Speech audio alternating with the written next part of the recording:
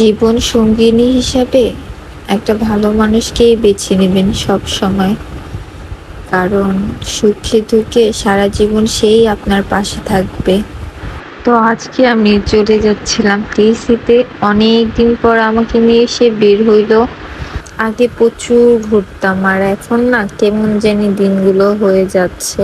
আর এখানে স্টুডেন্ট ভাইয়া আর আপুরা এত সুন্দর করে আর্ট করে রেখেছিল, অনেক ভালো লাগতেছিল, তাই দেখাচ্ছিলাম আমি।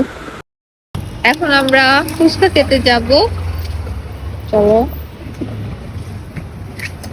ভালো লাগবে। চলো, চা খাবা? তারপরে খেতে হবে। আর এই টিপটা নেওয়ার সময় আমি বলতেছিলাম, আমাকে চা খাওয়াইলা না, টিসির আসলে না আমাকে সবসময় চা খাও। আর সেই জন্য সে বলতেছিল, ও আচ্ছা চা খাবা, চা খাবা, বারবার একই প্রশ্ন করতেছিল। তারপর আমরা শহীদ মিনার চলে যাচ্ছিলাম।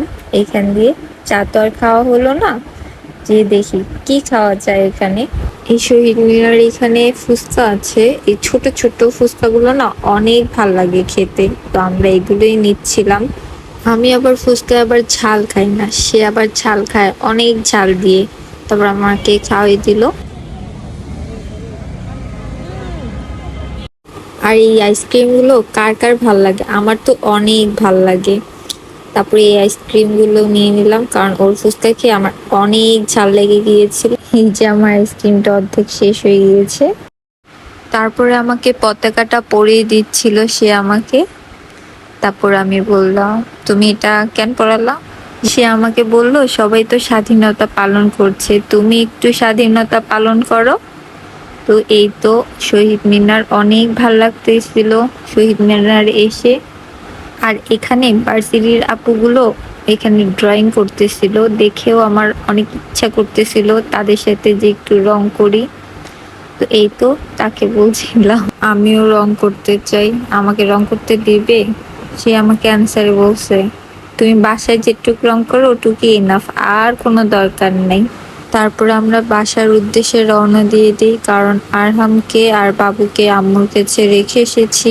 আর সে আমাকে বাসায় দিয়ে সেও বাসায় চলে যাবে, আজকে আর আমাদের বাসায় যাবে না। তাই আমি তাকে বলতেছিলাম, তাহলে বাহিরের থেকেই চলে যেও, কারণ আরহাম দেখলে অনেক কান্না করবে। তারপরে এই তো বাসার সামনেই এসে পড়েছি, আমাকে নামিয়ে দিয়ে এখন চলে যাবে। আর আজকের ভিডিও এই পর্যন্তই। সবাই ভালো থাকবেন, সুস্থ থাকবেন। আল্লাহ হাফিজ। আবার নতুন ভিডিওতে দেখা হবে।